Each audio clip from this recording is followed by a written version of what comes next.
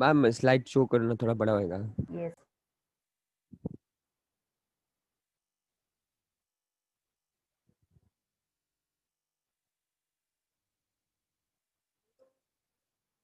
Ma'am I am starting now.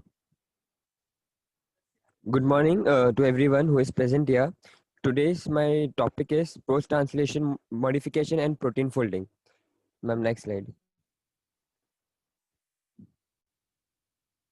Basically, from where it starts and where it's end. Its starting is in central dogma for from nucleus, and its end at cytoplasm, where ribosomes decode the mRNA and make polypeptide chains of protein. So what is translation? Translation is formation of proteins from mRNA with the help of the ribosomes in the cytoplasm is termed as translation. Basically, it is formation of polypeptide chain of proteins. Translation is reading the mRNA from mRNA, and then it transcribing the code, transcribing the code of mRNA and making protein. After translation, there are many process which take place after translation to make the protein more specific and more active so that to increase its enhance its to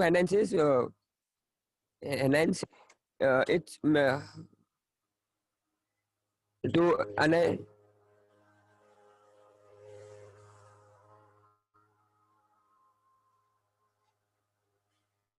to ma'am.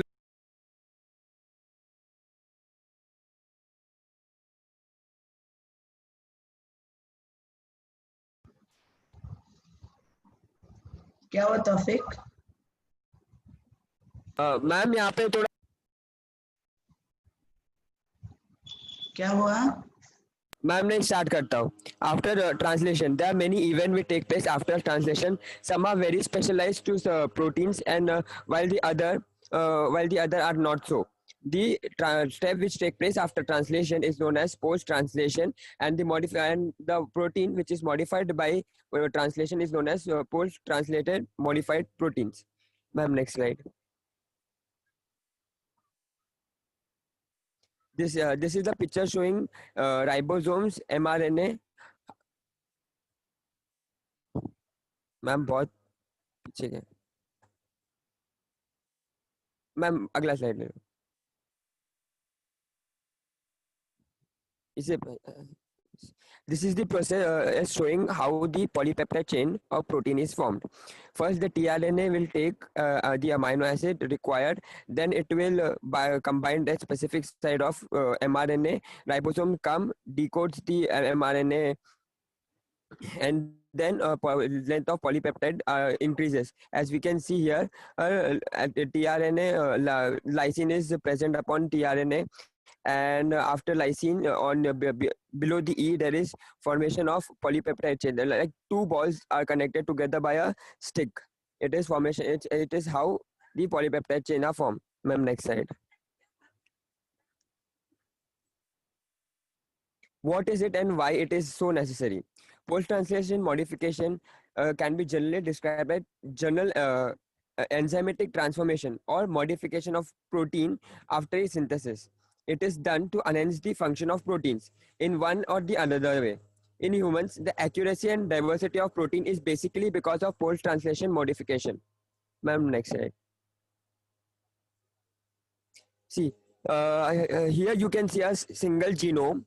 After mRNA editing, it transcriptomes, which are we give a small number of relatively less number of transcriptomes. But after proteomes, but after post translation modification, one can see the same genome has given rise to number of different products, the number of different products or number of different proteins. This is how this is where the post translation modification is necessary to enhance the mechanical or chemical function of proteins. Ma'am, next slide. What is done in post-transcription modification? In post-transcription modification, there are basically there may be some removing of some amino acid. There may be addition of some other groups. There may be addition or deletion of methyl group or phosphate group. There may be removal of certain short length of polypeptide to make more amino acid accurate, to increase the to increase the protein accuracy. However, the removing of short chain amino acid is rarely seen in the post transcription modification. Ma'am, next slide.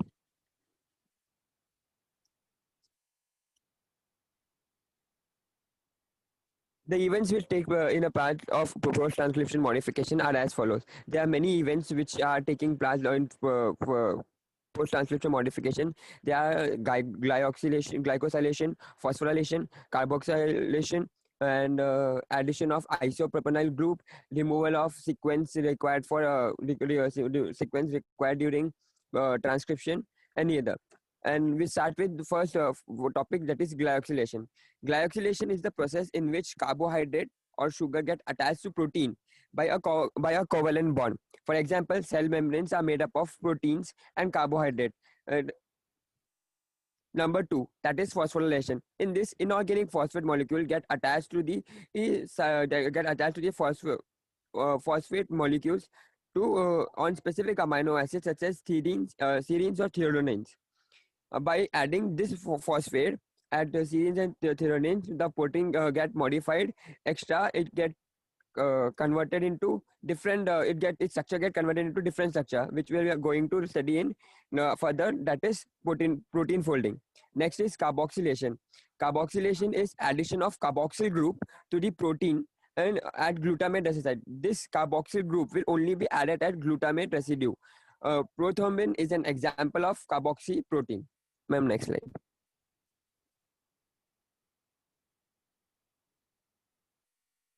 Remaining methylation. Methylation is defined as addition of methyl group. Sometimes single group or sometimes double groups may be attached to methyl. If it is single, that is monomethylated. It is two, that is dimethylate molecule of protein, which is which is added in which addition of methyl is by two times then monomethylated protein. Because the methyl is going to add in this process, the process is known as methylation. Isoperenylation. The addition of in this, the isopropyl group is added to the protein molecule covalently, and hence the process is known as isopropylation. And some of the example are Ras proteins, G proteins. Loss of signal sequence. As I told you in the beginning, sometime after translation, some of the amino acids are not necessary because they were only necessary till post transcription or till transcription. Now in post transcription, they have to be deleted to increase the accuracy and enhance the effect of the protein. So they are removed during the post translation modification events. Modification of amino terminal and carboxyl terminal. See, in this, what happens, the formal group get added to the formal group is removed and addition of carboxylacetyl group is done at the N terminal, at the nitrogenous terminal of the amino group. Ma'am, next slide. Protein folding. Basically, protein folding is making the protein which is in single strand more and more complex. This is done to enhance the complexity as well as enhance the specificity of the protein towards the substrate. Protein basically start from single layer of polypeptide. Then there is formation. Sometimes the protein bends and form covalent bonds between them, and it appear like a U shape, as we seen in mRNA. It get converted into leaf-like clover leaf-like model. So happens in something so happens in protein folding, which is giving protein folding is giving rise to a quaternary structure from primary protein. Primary proteins are held together by several form of molecular interaction, polypeptide bond, etc. This molecular interaction can depend upon pH and thermodynamic stability. As you all know, proteins are temperature sensitive. When temperature increases, protein get denatured. As well as when pH also gives a significant effect on the proteins. The molecular interaction includes thermodynamic stability. The molecular interaction between the proteins molecule include thermodynamic stability. They should be thermodynamically stable. They should be the thermodynamic of the complex should be not depends upon the hydrophobic interactions and disulfide bond of the protein. Hydrophobic interaction means if a protein, if a cell wall protein has to be made, or any cell membrane protein has to be made, then the protein then the if the protein head or the part which is hydrophobic should be inside the layer, and the part which is hydrophilic should be outside the layer. In such way, the protein has to get exhaust so that no harm to the protein itself, and as well as it can perform the function of which is necessary for the protein to function. Ma'am, next slide. See, the first diagram is first layer of polypeptide, first layer of primary amino acid chain. If we can see only a single layer or bead-like structures which are present here. After this, we can see two polypeptide chains, alpha helix and beta helix, are getting together. Occur when the sequence of amino are getting together. This occur when sequence of amino acid are linked together, and they get a twisted structure. Now, as we move down further, we can see a complex structure which is territory protein. Territory proteins occur when certain attractions are present between the alpha helix and plate sheets. Alpha helix is this one, the dark gray one, the coil turning of the protein. And finally, more complex by addition of, finally the last point is addition of other groups such as methyl group, carboxyl group, or protein lipid groups to make the protein more complex and more accurate. In short, proteins like lipoproteins, glycoproteins are made by protein folding only. Ma'am, next slide. Chaperones. Chaperones is a very new term for us. Chaperon is used to stabilize the protein which are partly folded or unfolded. Chaperones are itself a type of organic proteins which get bind together around the protein around the protein and help them for proper binding. If chaperones are not present, then we get aggregated structure. Chaperones create a stable environment around the protein which are still folding, which are still going on through folding sequences, or which has been folded, so that no aggregation as well as no half or partial formation of protein foldation take place. It help in folded protein remain folded. Chaperones also help in remaining the folded protein folded, so that it cannot be defolded. Prevents the protein from aggregation and being discarded. Because of chaperonal activity, sometimes protein also get rescued from the activity of proteases enzyme, which will kill or which will degrade the enzyme naturally. Ma'am, next slide. One can see the starting from the left hand side, the starting blue and light blue color is the primary protein. The red one is chaperon, and the arrow showed down is the final structure, final secondary or tertiary protein. If the chaperons is present, then one can look at the right hand side bottom, how aggregation take place, and the protein which was about to perform a particular function. Now it is useless, or it will perform other function than what it has been made for. Ma'am, next slide.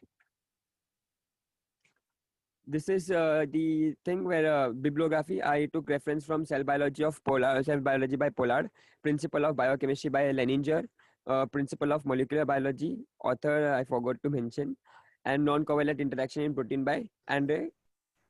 Ma'am, next slide. Thank you, ma'am. Very nice. Thank you, ma'am.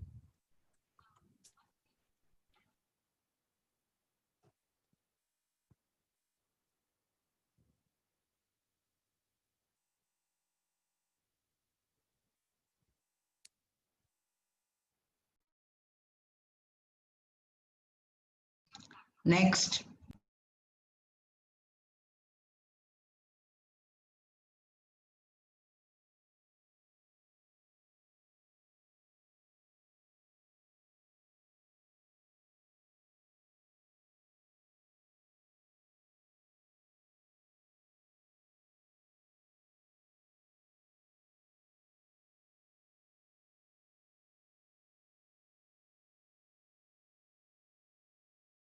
Aishwarya, who is next? Ma'am, hello.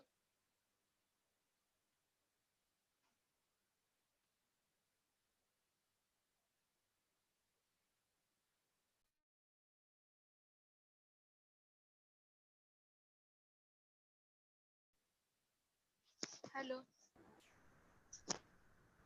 Hello Sonal. Next कौन है? Sonal. Yes, ma'am.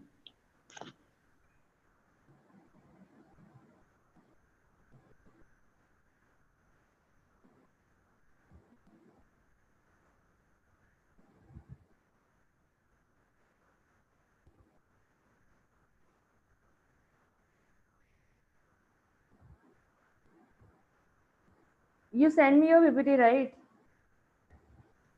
Yes, ma'am. But it is not opening.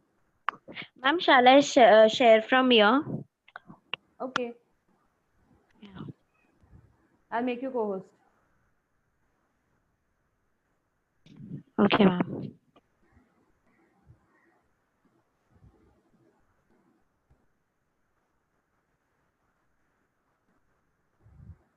Code and its discovery and characteristics. So first, let us see what is genetic code. Genetic code is a set of rules by which information needed in genetic material is translated into proteins by living cell. And first, let us see what is its discovery. Who gave this?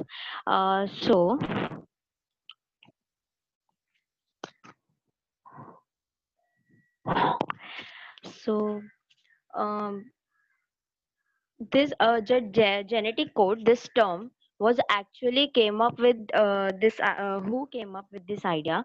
He was George Gamow. He termed this genetic code, and he told that there are 4 nitrogen bases and 20 amino acids. So how these 4 nitrogen bases were responsible to form 20 amino acid, and it was also supported by Dr. Hargobind Khorana. And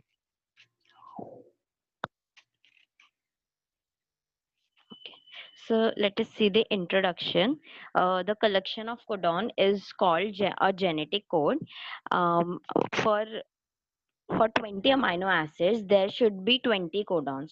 So for example, here if one nucleotide has 4 combinations and two nucleotide has 16 combination, means 4 into 4, and three nucleotide has 64, which is most suited when 4 into 4 into 4, that is 64 combinations. Ma'am, is my ppt is visible now?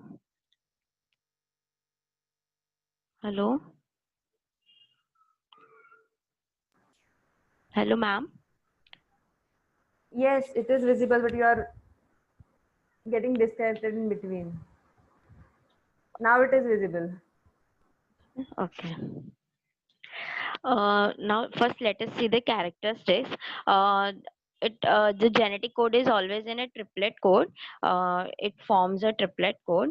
The code is comma free, means no punctuation, and it is comma less. The code is non-overlapping, means no nucleotides get repeated. The code is almost universal. Almost universal means some mitochondrial genome in mammals have minor change in the genetic code, that is they have different codons for different amino acids, or some codons have different function. And so most of for example, if leucine is UUA is coded by UUG. So almost all organisms will have UUG for leucine. They will only code for leucine. So this is almost universal. Now the code is degenerate. Degenerate here means multiplicity. As there are 20 amino acid to be coded and there are 61 sense codons. That means some amino acid have more than one codon. So here only methionine and tryptophan has one codon. Rest all have more than one codon. Now the code has start and stop signals. Now here, initiation codon is AUG and start codon is that is start codon, and stop codons are UAG, UAA, and UGA. So they do not code for any amino acid, and they are also called as stop codons or nonsense codons or chain terminating codon. Now wobble occurs in anticodon. Now what is wobbling here? Wobbling means unsteady movement or to move slowly. So this wobble hypothesis was proposed by Francis Crick in 1966. So according to this hypothesis, the first two bases of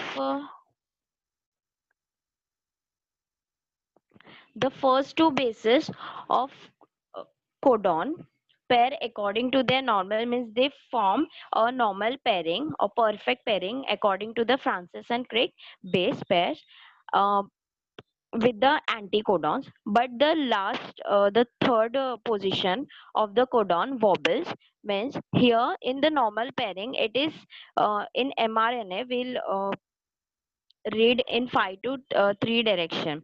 So in mRNA the third position is C in the normal pairing, and in tRNA 5 dash, if we'll see the 5 dash codon, then it is G, but in wobbling it will be the in mRNA 5 dash to 3 dash, the first position is G, and in sorry, in anticodon, and in the normal in the codon mRNA there is U. So this is wobbling, means G and C forms the normal pairing, but G and U, it does not forms the normal pairing, it wobbles.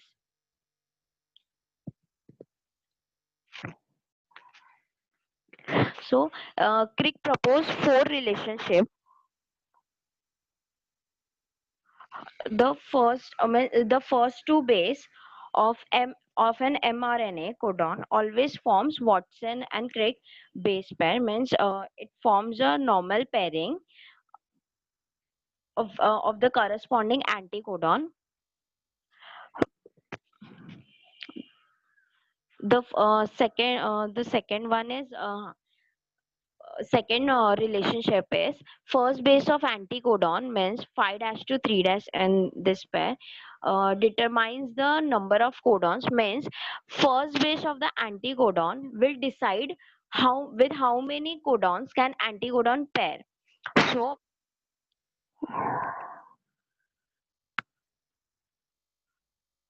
yes.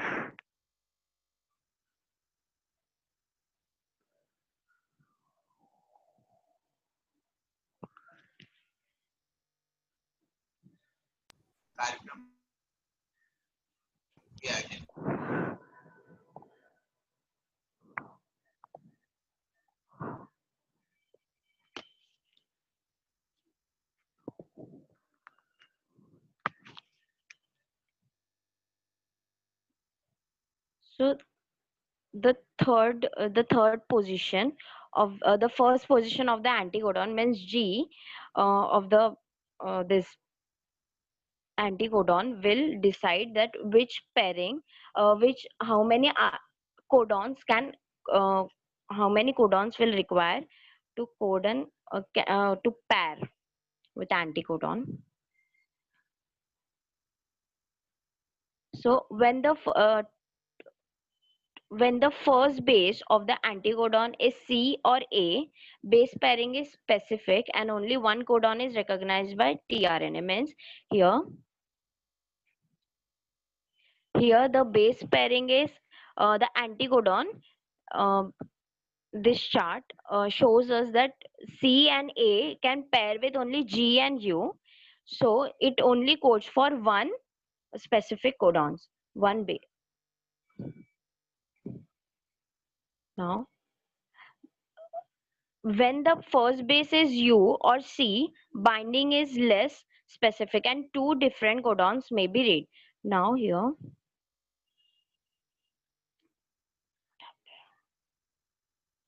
yes.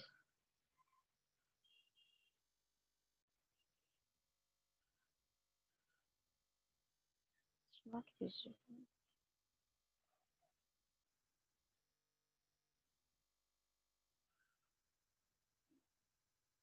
Yes. So C and A can only pair with G and U,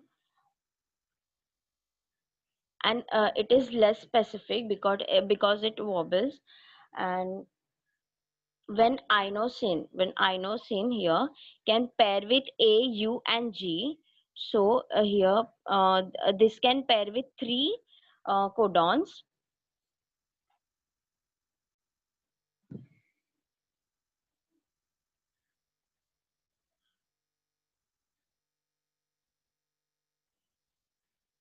Yes.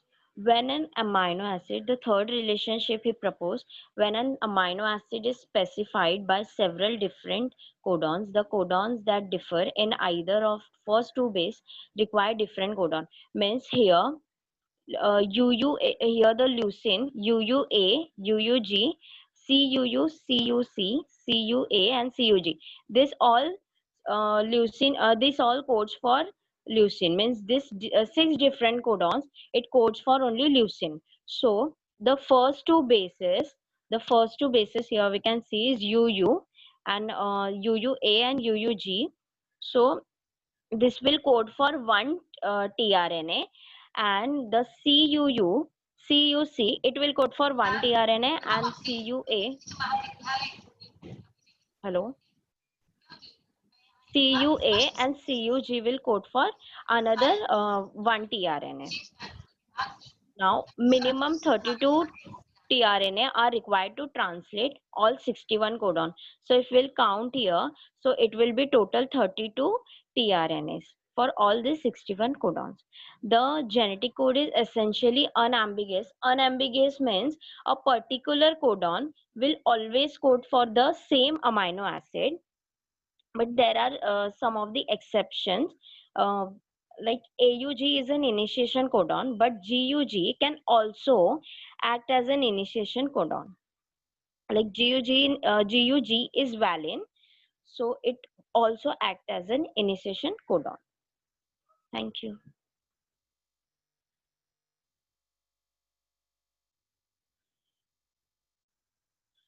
Ma'am, super. Yeah, all the best. Good. Thank you, ma'am.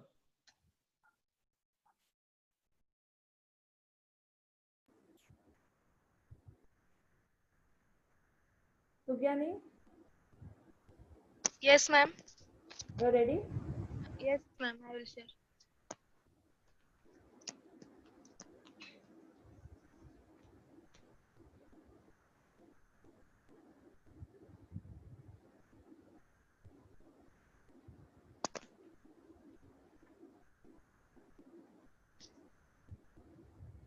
Your co-host now. Yes, ma'am.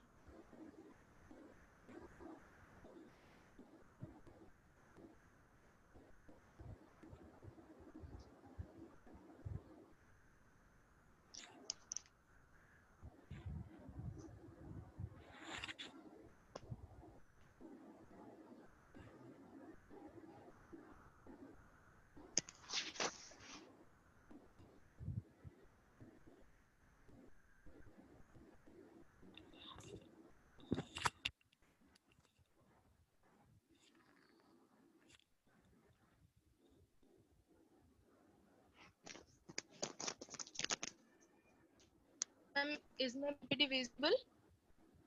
Yes, it is visible. Okay. So, good morning, everyone. But your Today my Sugyani, yes, ma'am. your voice is too low. It's breaking also. Okay. Good morning, everyone. Today my presentation topic is translation in prokaryotes or protein synthesis. So, let's discuss about it. First of all, we have to know what is translation. So, translation is the process of translating sequence of mRNA molecule to a sequence of amino acids during protein synthesis. In other words, it is the process in which ribosomes in cytoplasm or endoplasmic reticulum synthesize protein. The entire process is also called as gene expression. It has connection with central dogma. We all know that this is the last stage of central dogma. Replication is the first process, then followed by transcription, and at last translation. Then we have to discuss what is the required materials, what we require to complete the process of translation. First of all, mRNA, messenger RNA, which are codons, and it consists of nucleotide base pairs. Then tRNA, which are amino acid carrier.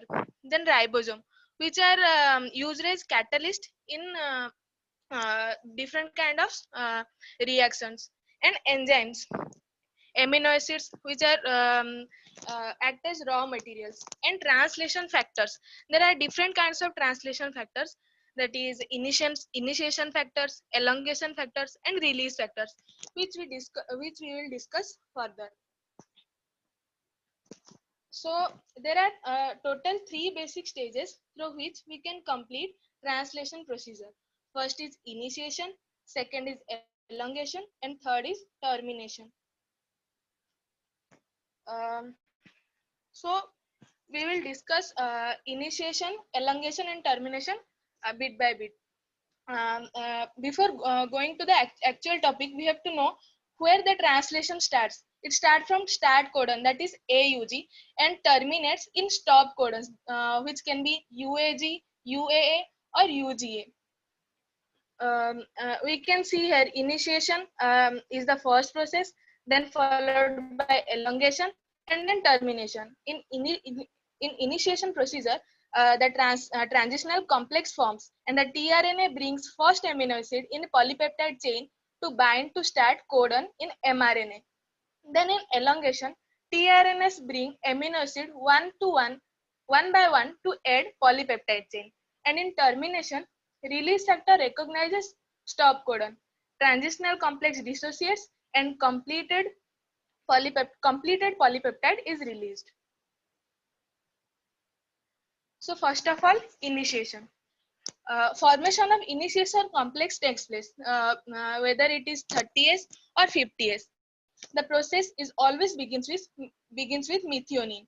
It is called as F-met after adding of formyl group in methionines amino group. F-met is brought to the ribosome and attached to a special tRNA called tRNA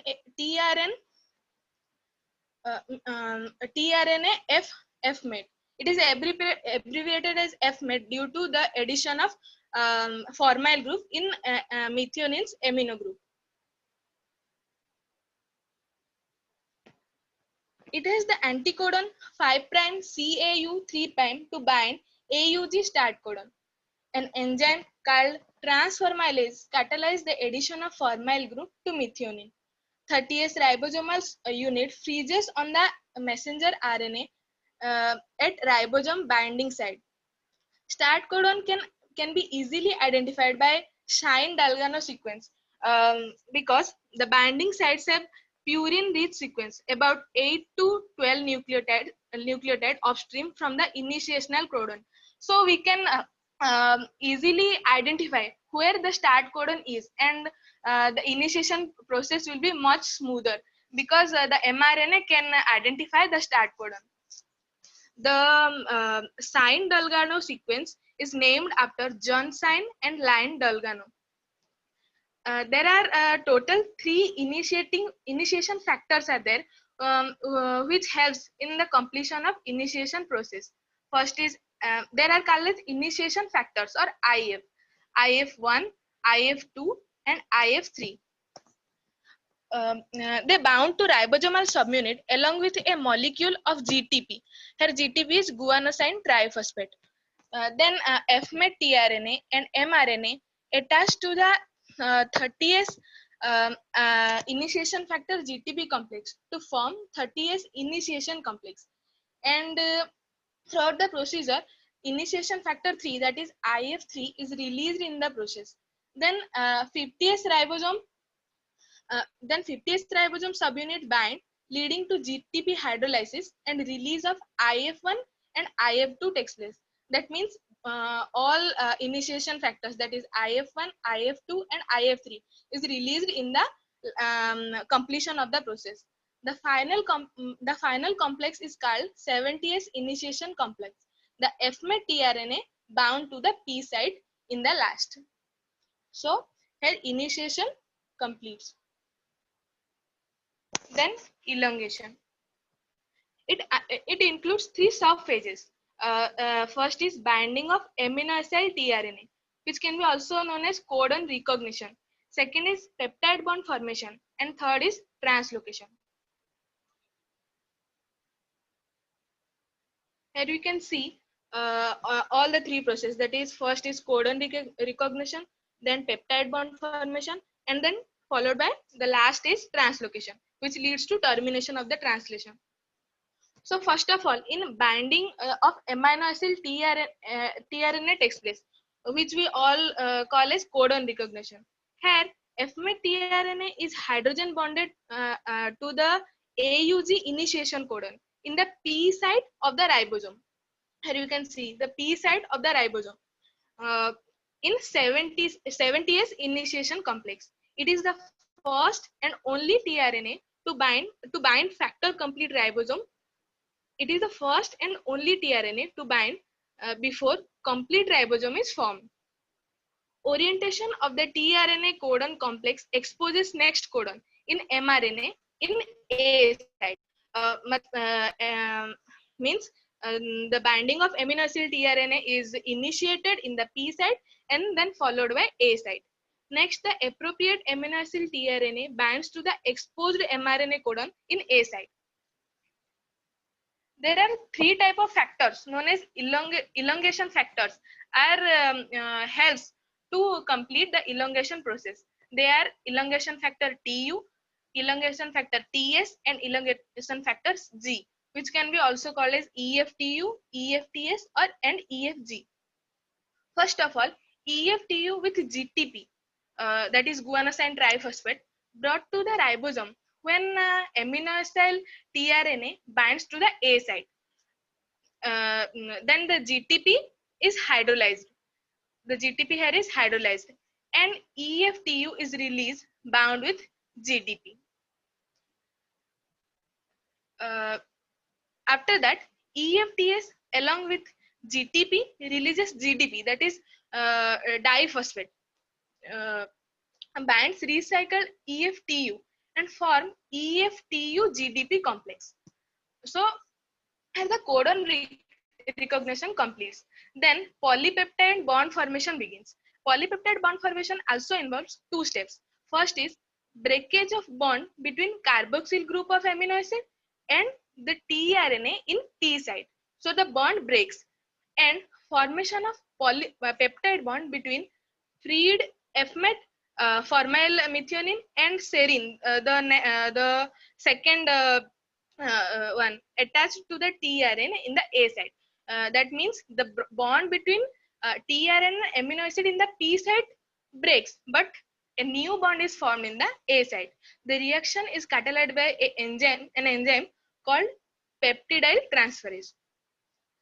So once the peptide bond is formed, a tRNA without attachment of amino acid left P site. It is now called as polypeptide tRNA. So with this, the polypeptide bond formation is done. And the last stage of elongation begins, that is translocation. It is the last step of the elongation cycle. Once peptide bond is formed, the ribosome moves one codon along the mRNA toward the 3' end. It requires EFG. We discussed earlier, that is elongation requires three types of elongation factor, and the last one is EFG. So EFG requires in translocation, where along with GTP, it binds to the ribosome and translocation takes place. It leads to the movement of uncharged tRNA away from the P site. In 50th subunit, site E, which is called as exit site, was also involved in it. We all know that the ribosome has three sites, E, P, and A, where E is exit site, P is polypeptide site, and A is amino acid site. So site E was involved for it in 50th subunit. After translocation, EFG is released with GTP hydrolysis. After completion of translocation, the A site is here we can see the A site is vacant because all the materials are removed. An amino acid tRNA with correct anticodon binds to the newly exposed codon in A site. Means the whole process of translation begins from the initiation here again, and the whole process repeats itself until the translation terminates at a stop codon, which leads to the termination of translation. It means translation is leads to the termination of translation. So here we complete the elongation process. The last one, the last procedure mechanism of translation is termination. It also takes 4 phases for completion. In first phase, encounter with stop codon takes place, and then release factor binds. In third process, release of polypeptide chain takes place, and fourth and the last one, where components are separated from each other completely. As you can see here, protein synthesis continues until a chain terminating codon is located in A site of the ribosome. The terminating codon can be of 3 types, that is UAG, UAA, or UGA. A ribosome recognizes chain terminating codon only with the help of proteins called releasing factors. So releasing factors are also of 3 types, that is RF1, RF2, and RF3. Here we can see that RF1 recognize UAA and UAG stop codon. RF2 recognize UAA and UGA stop codon, and RF3 stimulates the termination events. So in termination, there are different kinds of mechanism which triggers. First of all, release of polypeptide from the tRNA in the P site. Release of P site takes place by polypeptide transferase enzyme. And secondly, the release of the tRNA from ribosome and dissociation of the 2 ribosomal subunits from mRNA takes place. At last, the ribosome discharges from the reading frame of mRNA.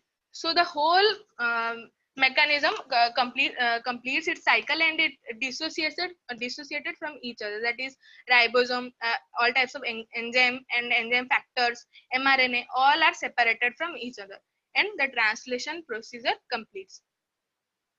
So this is it. Thank you.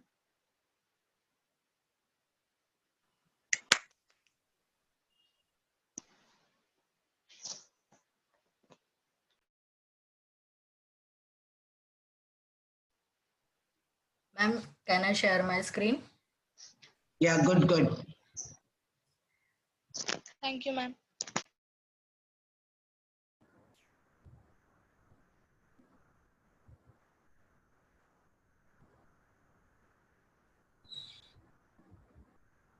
Yes.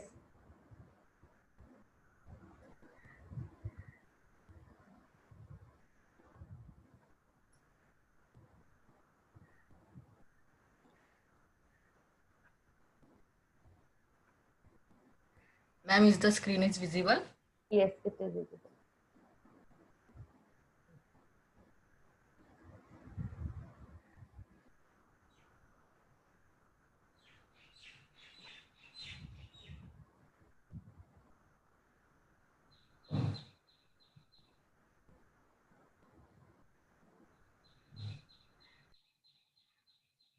So good morning, everyone. Today my topic is translation in eukaryotes. Here are the contents: introduction, translation and overview, and mechanism of translation.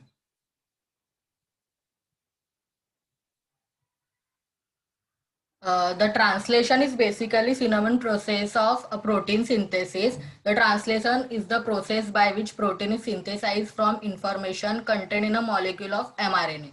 And what are eukaryotes? Eukaryotes are organisms with a complex cell or cells in which the genetic material is organized into a membrane-bound nucleus or nuclei. It also contains cell organelles. the information transferred from RNA to protein. That is a translation. Translation and overview. It can be defined as the process by which a sequence of nucleotide in a mRNA molecules directs the incorporation of amino acid into proteins. Ribosomes translate the genetic message of mRNA into proteins. The mRNA is translated from 5' cap to 3' poly-A tail into the in the eukaryotes. Amino acids are bound to tRNA, are inserted in a proper sequence due to specific bind of each amino acid to its tRNA and specific base pairing between mRNA codon and tRNA anticodon.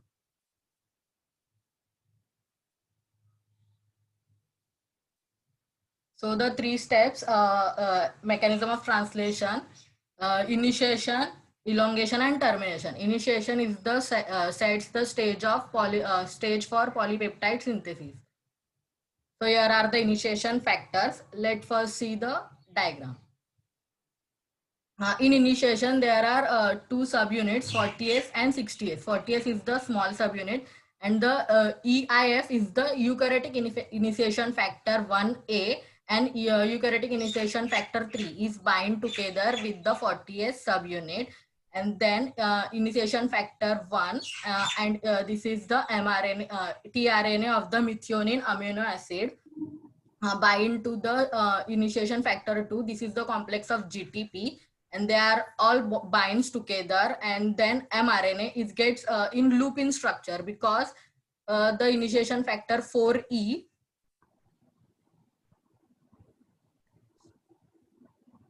the initiation factor 4E is bind to the 5' cap, and the BP is the poly-A binding protein is bind to the 3' poly-A tail.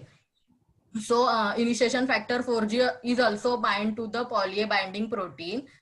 So this is the sandwich structure because this is in a loop in a structure of mRNA, and is also bind together by the initiation factor 4A and initiation factor 4B. And these all are initiation factors are bind together to the 5' cap. So these initiation factor are scanning towards the AUG codon. These all are initiation factor moving along towards the first initiation codon, and scanning requires ATP. When it is bind towards the AUG codon, all the initiation factor gets released. And when the 60th subunits is the last subunit joins, then the GTP gets hydrolyzed by GDP. As in the process in prokaryotes also. So and hydrolysis is brought together by the initiation factor 5B. These then this also gets hydrolyzed, and then the initiation factor. Firstly, initiation factor is positioned in the firstly positioned in the P site. These are the initiation factor. In eukaryotes, there are 9 to 11 initiation factors are present. Some are joined to the 5' cap, some are joined to the 3' poly-A tail, and some are joined to the mRNA sequence, some are joined to the protein, some are joined to the ribosome subunits, and these all are different units. So they all are complex and bind together to find their first AUG codon. So all these initiation factors are help to find their first initiation codon. And when it finds the first initiation codon of AUG, then the initiation process is completed. And the ribosome has 3 sites: A site, P site, and E site. A site is the entry site, or which the active site for the new tRNA and charged with the and for the new tRNA charged with amino acid or amino acid tRNA. The P site is occupied by the peptidal tRNA and which carries growing polypeptide chain. And the E site is for the exit site. E site is the exit site for tRNA after it's done delivering the amino acid.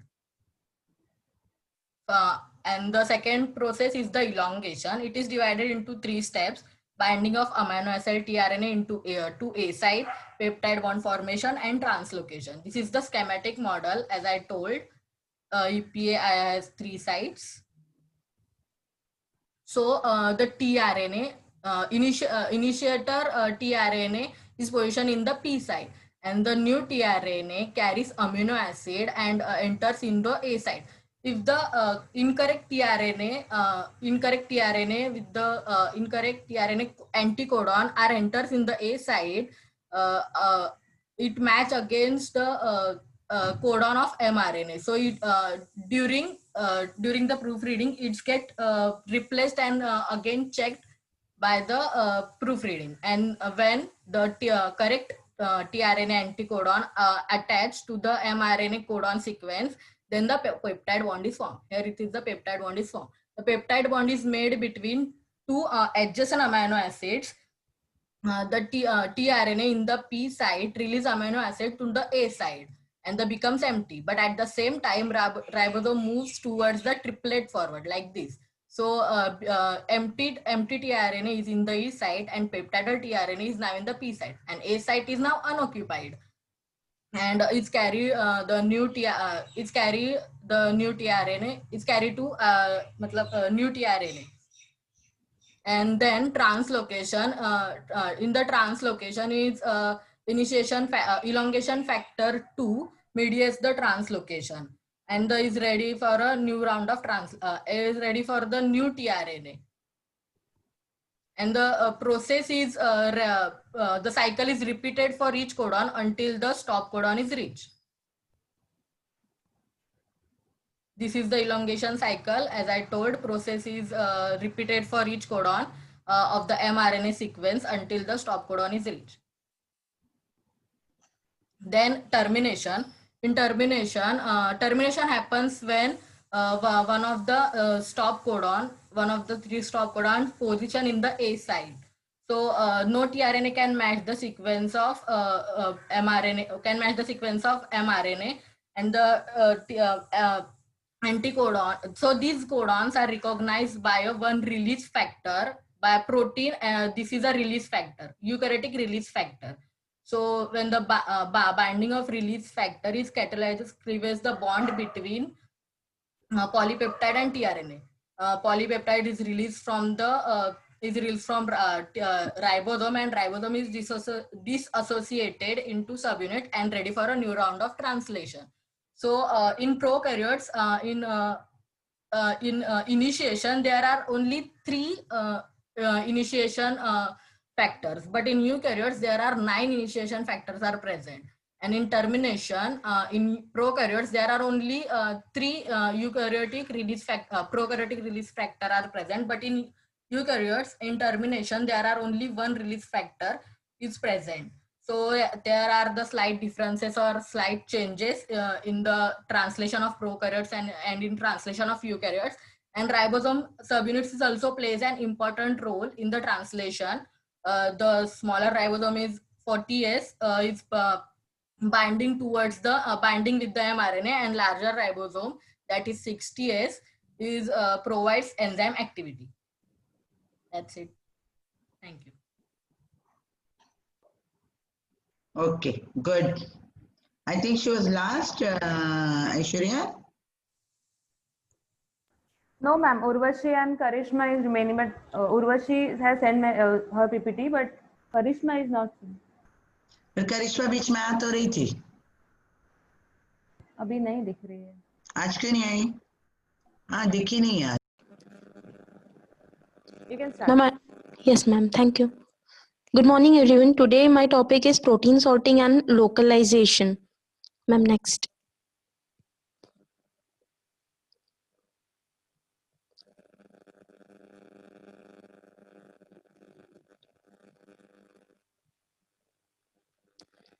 To understand about this topic, first of all, we have to understand that what is proteins, how are they synthesized, etc., etc.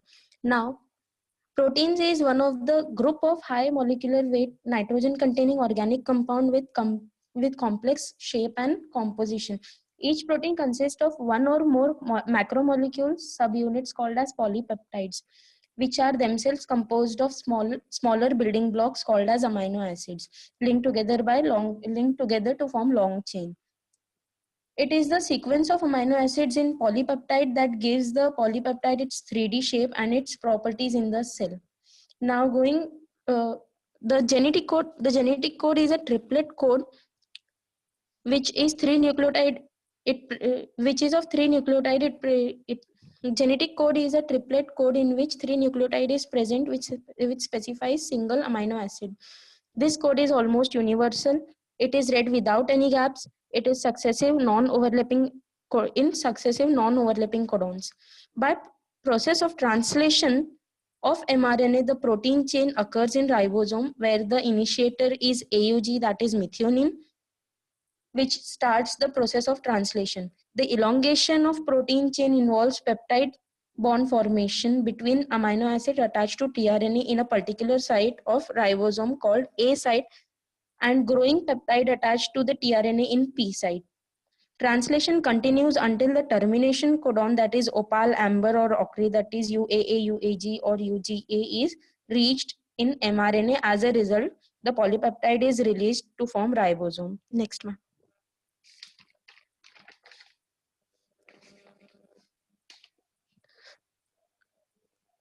Talking about protein sorting and localization, in eukaryotic cell, the proteins are found free in cytoplasm. However, some may be located in different compartments of the cell. In relation to compartment, I mean nucleus, mitochondria, chloroplast, endoplasmic reticulum, and lysosomes, etc. Some proteins are secreted depending upon the cell type, and some are localized in these compartments. The detailed examination of these compartments shows that each contain a specific set of proteins. The sorting of protein is to their appropriate compartment is under genetic control. Similarly, in prokaryotes, some proteins are localized in membranes and others are secreted. We'll mostly focus on eukaryotes and will briefly describe our subtopics in protein sorting and localization, that is protein distributed by endoplasmic reticulum, protein transported into mitochondria and chloroplast, protein transported into nucleus. Ma'am, next.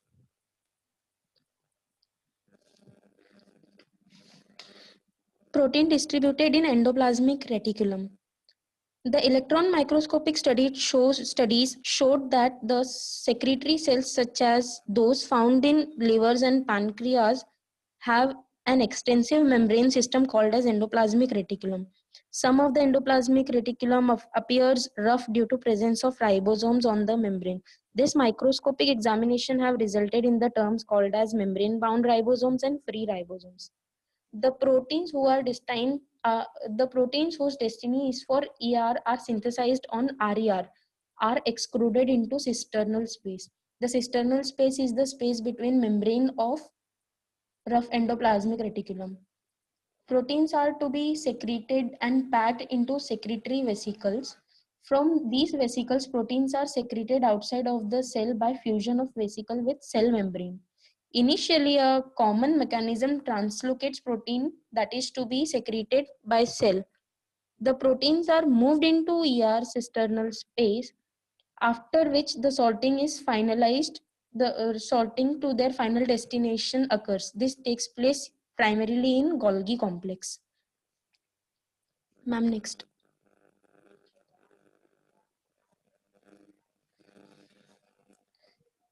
Gunther Blobel and his colleagues in 1975 found that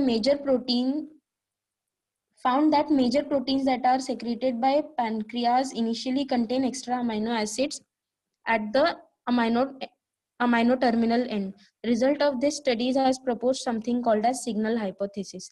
The signal hypothesis states that the secretion of protein out of the cell occurs through the binding of hydrophobic amino terminal extension to the membrane and subsequent removal and degradation of extension in cisternal space of ER. Currently, what we are aware of is the growing proteins which are synthesized on ribosomes are secreted for cell, or they are inserted into membranes having N-terminal extension of about 15 to 30 amino acid. This is called signal sequence. Only those proteins who are having signal sequences are either transferred across or inserted into the membrane of rough endoplasmic reticulum, whereas translocation is taking place. Protein without signal sequences remain in cytoplasm. Proteins, when exposed to signal sequences, a cytoplasmic receptor particle called as signal recognition particle recognizes signal sequences and binds it, thus blocks and binds to it, thus blocks the further translation of mRNA. In other words, we can say that it is the temporary halt or temporary pause which is brought about by SRP, signal, which is brought about by SRP, that is signal recognition particle. Translation stops until nascent polypeptide SRP ribosome mRNA complex reaches and binds to the ER. SRP recognizes integral membrane protein of ER called as docking protein.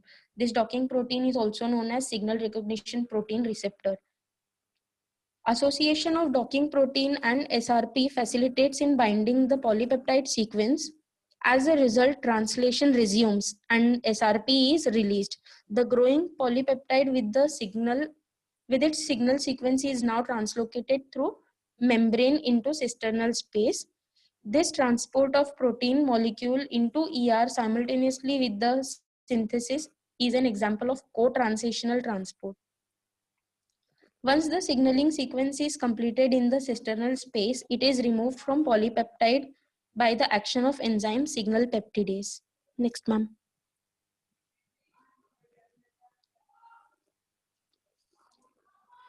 Talking about Golgi complex, the Golgi complex is the main center for distribution where most of the sorting decisions are made. Proteins targeted for plasma membrane are carried from Golgi complex to plasma membrane in transport vesicle. Proteins whose destiny is to be secreted and packed. The proteins whose destiny is to be secreted are packed into secretory storage vesicles.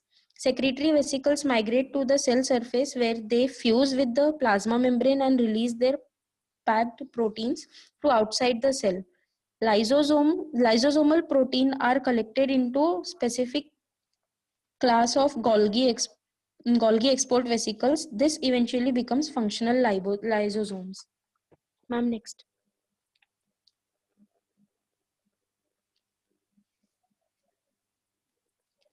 Talking about protein transport into mitochondria and chloroplast, a large number of proteins are found in mitochondria and chloroplast, such as ribosomal proteins for organelle ribosome, enzymes of electron transport chain in mitochondria, and some photosynthetic enzyme in chloroplast.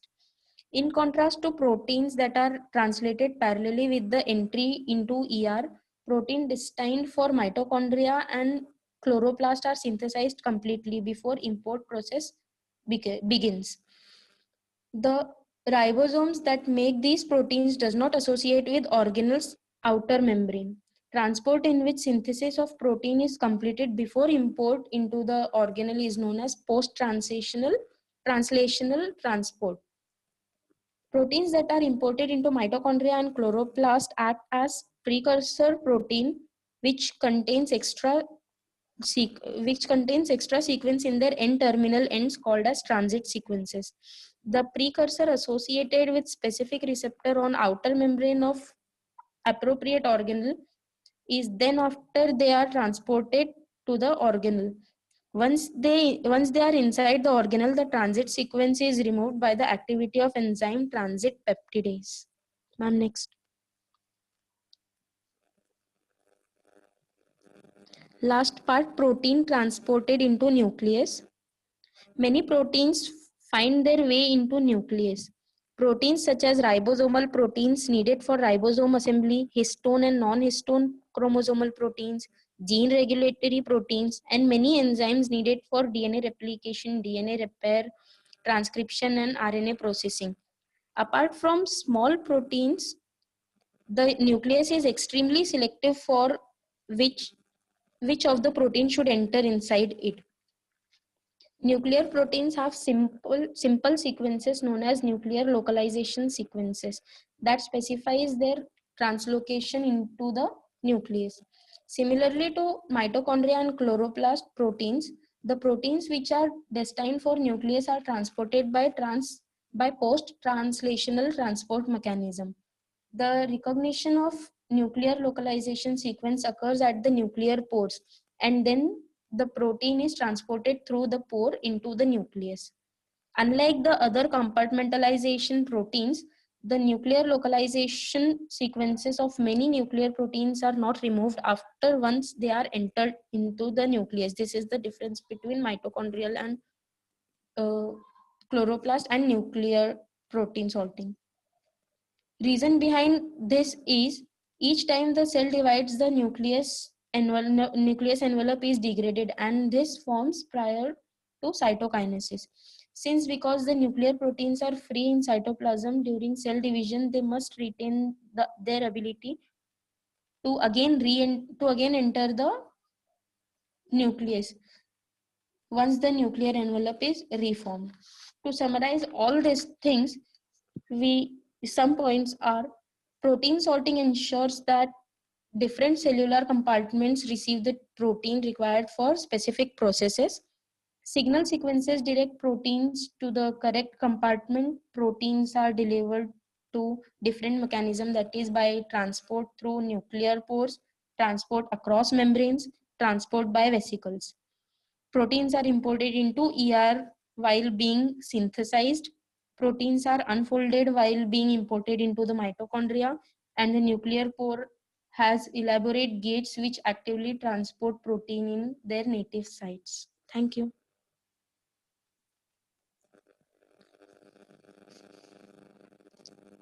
Hello, ma'am.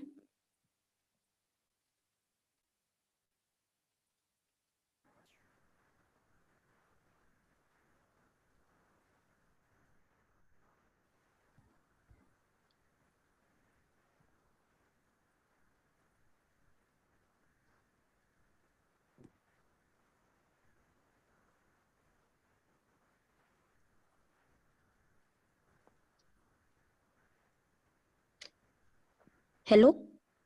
Yes, Urvashi. Yeah. Yes, ma'am. Ma'am, recording on.